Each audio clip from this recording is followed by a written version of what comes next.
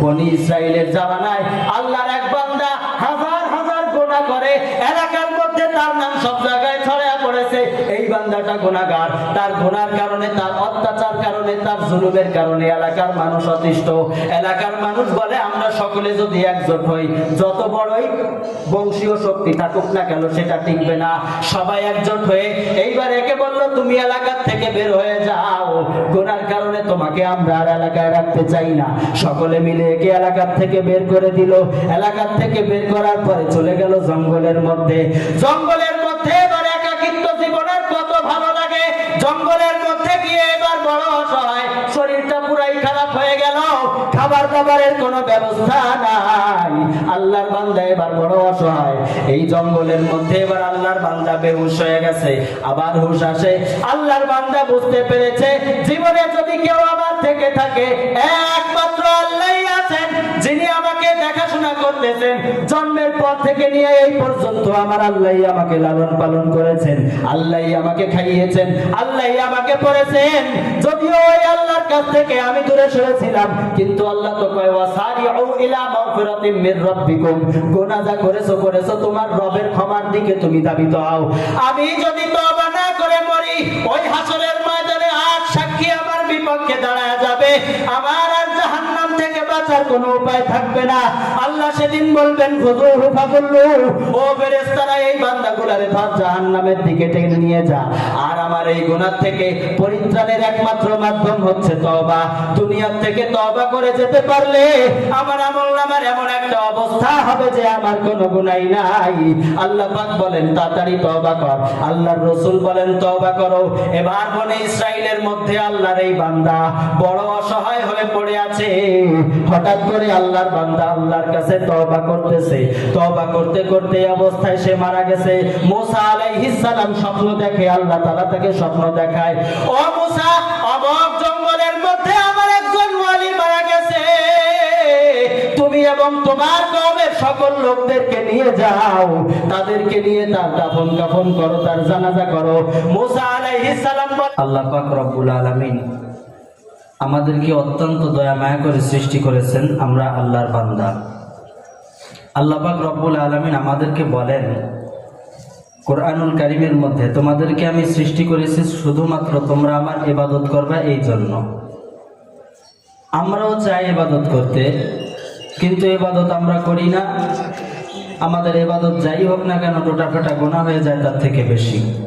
আজও যেমন দুনিয়ার মধ্যে আমরা গুনার কাজগুলোকে অপছন্দ করি, হাসরের ময়দান যেদিন আসবে সেই দিনও আমরা দুনিয়ার মতোই ইবাদতের বিপরীত যেই গুনার কাজ এইগুলোকে অপছন্দ করব। নিজের কৃত কর্ম দুনিয়ার থেকে যেটা আমি করেছি, হাসরের ময়দানে এটাকে আমি অস্বীকার করব। কিন্তু আল্লাহ পাক রব্বুল আলামিন আগে থেকেই সতর্ক করে দিয়েছেন আমাদেরকে কোরআনুল কারীমের মধ্যে, যে দুনিয়ার থেকে তো তোমরা গুনার কাজ করে আসতেছো, ওটা থেকে দুনিয়াতেও তোমরা অপছন্দ করো, হাসরের ময়দানেও অপছন্দ করবে, আবার অস্বীকারও করবে যেটা আমি করি নাই। কিন্তু সাবধান হয়ে থেকো, তোমরা হাসরের ময়দানে যতই অস্বীকার করো না কেন, তোমার আশপাশে বহুত সাক্ষী থাকবে, সেইগুলা সাক্ষী দেবে যে না আল্লাহ তোমার এই বান্দা যে কথা বলতেছে এটা সম্পূর্ণ মিথ্যা, সে গুনার কাজ অবশ্যই করেছে। হাসরের ময়দানে আমার গুনাহের বিপক্ষে প্রায় 8টা সাক্ষী দাঁড়ায় যাবে। আল্লাহ তাআলা যেদিন বলবেন তুমি এই কাজ করো নাই, আমি বলবো না আমি এই কাজ তো করি নাই আল্লাহ।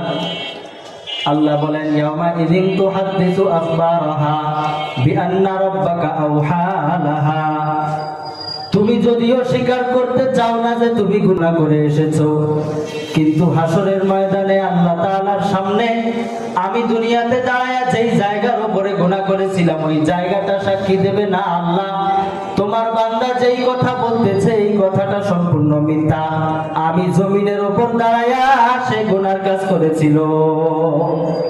আমি তো অস্বীকার করি না আমি গুনাহ করি নাই, গুনাহের কোনো কাজ দুনিয়ার থেকে আমি করে আসি নাই। আল্লাহ পাক রব্বুল আলামিন সরাসরি বলতে পারতেন তুমি গুনাহ করেছো, দলিল প্রমাণের দরকার নাই। তারপরেও আল্লাহ তাআলা দেখো এই জমিন, তুমি যেই জমিনের ওপর দাঁড়িয়ে গুনার কাজ করেছিলে, ওই জমিন তোমার বিপক্ষে সাক্ষী দেয়। জমিন আমার বিপক্ষে সাক্ষী দেবে, দুনিয়া থেকে তো আমি কত গুনার কাজ করে যাইতেছি, হাসরের ময়দানে আমার বিপক্ষে সাক্ষী দাঁড়ায় যাবে। আল-ইয়াওমা নাখতিমু আলা আফওয়াহিহিম, জবান দ্বারা আমরা বলতে থাকবো, না আল্লাহ আমি গুনাহ করি নাই, দুনিয়া থেকে আমার গুনাহ কোনোভাবেই সম্ভব না, আমি গুনাহ করি নাই। জমিন সাক্ষী দেবে। আল্লাহ কয় আল-ইয়াওমা নাখতিমু আলা আফওয়াহিহিম ওয়া তুকাল্লিমুনা আইদিহিম ওয়া তাশহাদু আরজুলুহুম বিমা কানু ইয়াকসিবুন। আল্লাহ বলেন তোমার জবানটাকে আমি বন্ধ করে দিলাম, তোমার জবানটা এবার বন্ধ। ওয়া তুকাল্লিমুনা আইদিহিম, আমাদের হাত আল্লাহর সাথে কথা বলবে। এই যে এত মায়ার হাত আমার, এই হাত আল্লাহর কাছে বলবে, আল্লাহ তোমার এই বান্দা দুনিয়া থেকে আমার এই হাত দ্বারা গুনাহ করেছে, আমার হাতটা আল্লাহর কাছে সাক্ষী দেবে, আল্লাহ তোমার এই বান্দা গুনাহ করেছে। আমাদের এই দোষগুলো আমরা তো ঢাকার চেষ্টা করি, দুনিয়াতেও আখিরাতেও চেষ্টা করব, অসম্ভব অসম্ভব।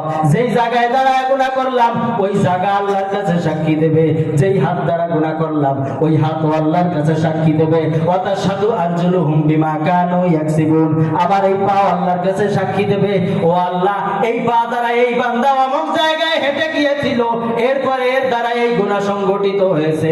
বান্দা তো বলে গুনাহ করে নাই, এই বান্দা অবশ্যই গুনাহ করেছে, এই পা দ্বারা হেঁটে অমুক জায়গায় গেছিল, এই পা দ্বারা হেঁটে বিশ্ব ইজতেমায় যায়, এই হাত দ্বারা মানুষের উপর মারছিল। এইভাবে সাক্ষী দিতে থাকবে।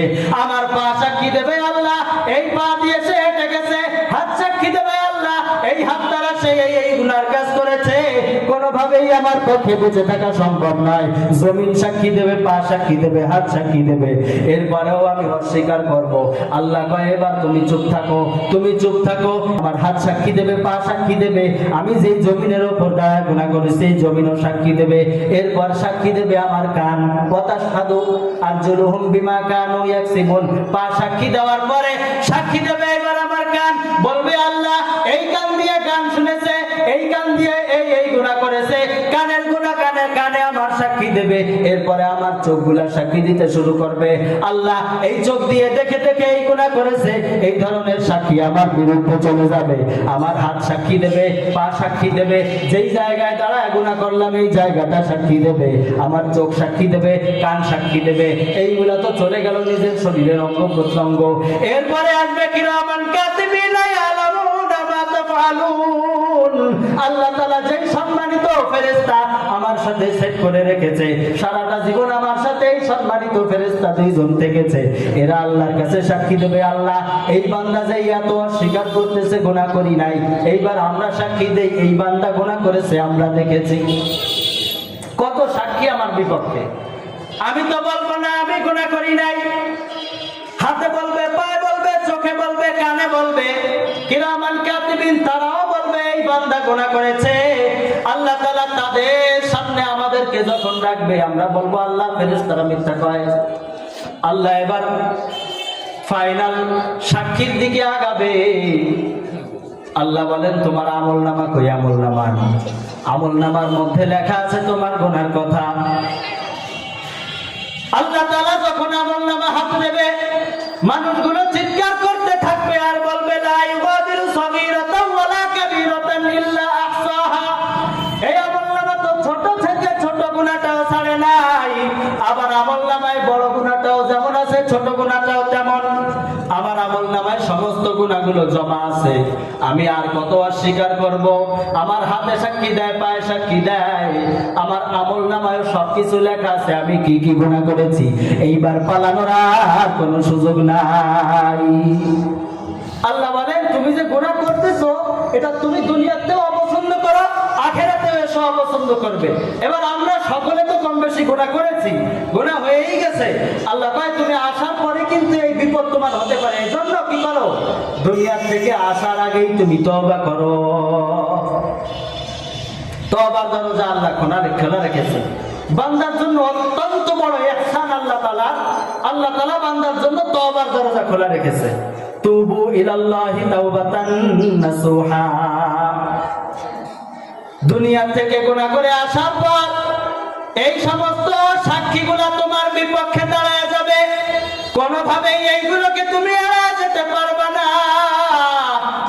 অবশ্যই ধরা খেয়ে যাবে। সেই দিন আমার পরিণাম কি হবে আল্লাহ কয়, এদেরকে বেঁধে নিয়ে যাও জাহান্নামের দিকে। দুনিয়া থেকে গুনাহ করেছে, সাক্ষীও পর্যাপ্ত পরিমাণ আছে, অস্বীকার করার কোনো সুযোগ নাই। আল্লাহ কয় এদেরকে নিয়ে যাও জাহান্নামের মধ্যে বেঁধে। এই পরিণতি থেকে যদি বাঁচতে হয় তাহলে একমাত্র দরজা আমার আপনার জন্য তওবার দরজা। নবীজি সাল্লাল্লাহু আলাইহি ওয়াসাল্লাম বলেন, আত-তাইবু মিনাজ যামবি কামান লা যামবা লা। আল্লাহু আকবার। যে ব্যক্তি গুনাহ থেকে তওবা করে এর অবস্থা তো এমন হয় যে এর আমলনামায় কোনো গুনাহই নাই। আমি যদি গুনাহ থেকে তওবা করি আমার অবস্থা এমন হবে আমলনামায় আমার কোনো গুনাহই নাই। আমলনামায় যদি কোনো গুনাহ না থাকে আল্লাহ তাআলা মুছে দেয়। হাসরের ময়দানে কোনো সাক্ষীতেই কাজ হবে না, আমার আমলনামায় নাই গুনাহ। দুনিয়া থেকে যা করেছো এইগুলো দুনিয়া থেকেই মিটায় আসো, না হলে হাসরে আসার পরে সাক্ষী 8টা, বাঁচার কোনো উপায় নাই। দুনিয়ার থেকে বাঁচবো কেমনে বলে, তওবার মাধ্যমে। তওবার মাধ্যমে দুনিয়ার থেকে আমরা নিজেদের আমলনামাকে পরিপূর্ণ পরিষ্কার করে যেতে হবে, তা না হলে আল্লাহর সামনে কিন্তু আমাদের ধরা খাইতে হবে। আল্লাহ কয় তুবু ইলাল্লাহি তাওবাতান নাসুহা। আল্লাহর রাসূল বলেন আত-তাইবু মিনাজ যামবি কামান লা যামবা লাহু। যে গুনাহ থেকে তওবা করে এমন হয় তার আমলনামার অবস্থা যে তার কোনো গুনাহই নাই। আল্লাহর রাসূল বলেন কুল্লুকুম রাইন ওয়া কুল্লুকুম মাসউলিন আন রাইয়াতিহি। প্রত্যেকটা অঙ্গের উপর আল্লাহ তাআলা আমাকে দায়িত্ব দিয়েছে, এই অঙ্গগুলোর খেয়ালত করার কারণে এরাই আল্লাহর কাছে আমার সাক্ষী দিবে। এজন্য নিজের আমার দায়িত্ব নেওয়া দরকার। আল্লাহর কাছে তওবা করলে আল্লাহ মাফ করে দেয়। এ ব্যাপারে আল্লাহ যথেষ্ট দয়াবান। আল্লাহ বলেন বান্দা তুমি যদি আমার কাছে তওবা করো তোমার তওবা আমি মাফ করতে বিন্দু পরিমাণ দেরি করি না। তুমি আমার কাছে তওবা করো। কোরআনেও ঘটনা বর্ণনা আছে, হাদিস শরীফেও একাধিক ঘটনা আছে। আল্লাহর কাছে তওবা করলে আল্লাহ তাআলা অবশ্যই মাফ করে দেন। বনি ইসরাইলের জামানায় আল্লাহর এক বান্দা হাজার হাজার গুনাহ করে, এলাকার মধ্যে তার নাম সব জায়গায় ছড়িয়ে পড়েছে। এই বান্দাটা গুনাহগার, তার গুনার কারণে, তার অত্যাচার কারণে, তার জুলুমের কারণে এলাকার মানুষ অতিষ্ঠ। এলাকার মানুষ বলে আমরা সকলে যদি একজোট হই, যত বড়ই বংশীয় শক্তি থাকুক না কেন সেটা টিকবে না। সবাই একজোট হয়ে এইবার একে বলল তুমি এলাকার থেকে বের হয়ে যাও, গুনার কারণে তোমাকে আমরা আর এলাকায় রাখতে চাই না। সকলে মিলে একে এলাকার থেকে বের করে দিল। এলাকার থেকে বের করার পরে চলে গেল জঙ্গলের মধ্যে। জঙ্গলের মধ্যে এবার একাকিত্ব জীবনের কত ভালো লাগে। জঙ্গলের মধ্যে গিয়ে এবার বড় অসহায়, শরীরটা পুরাই খারাপ হয়ে গেল, খাবার দাবারের কোনো ব্যবস্থা নাই। আল্লাহর বান্দা এবার বড় অসহায়। এই জঙ্গলের মধ্যে এবার আল্লাহর বান্দা বেহুশ হয়ে গেছে, আবার হুশ আসে। আল্লাহর বান্দা বুঝতে পেরেছে জীবনে যদি কেউ আমার থেকে থাকে একমাত্র আল্লাহই আছেন, যিনি আমাকে দেখাশোনা করতেছেন।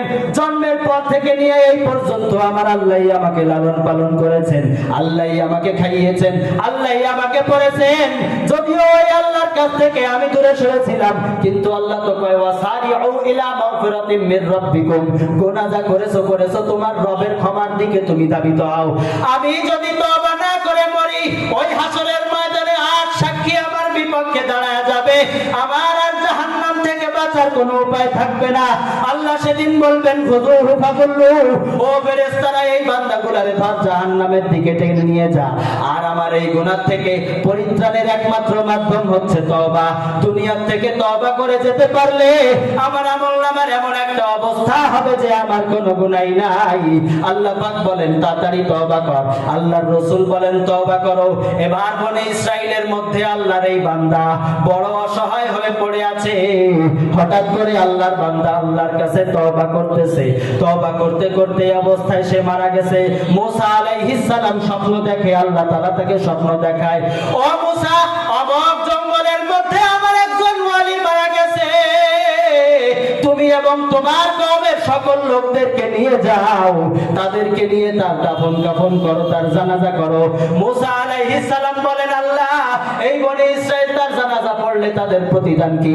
আল্লাহ কয় তারা যদি এই ব্যক্তির জানাজা পড়ে তাহলে তাদের জীবনের সমস্ত গুনাহ মাফ। মুসা আলাইহিস সালাম ঘোষণা দিলেন, ও বনি ইসরাইলের কওমের লোকেরা, একটা ব্যক্তি জঙ্গলের মধ্যে মারা গেছে, সকলে চলো, তোমরা যদি তার জানাজার নামাজ পড়ো, আল্লাহর ঘোষণা তোমাদের জীবনের সমস্ত গুনাহ মাফ করে দেওয়া হবে।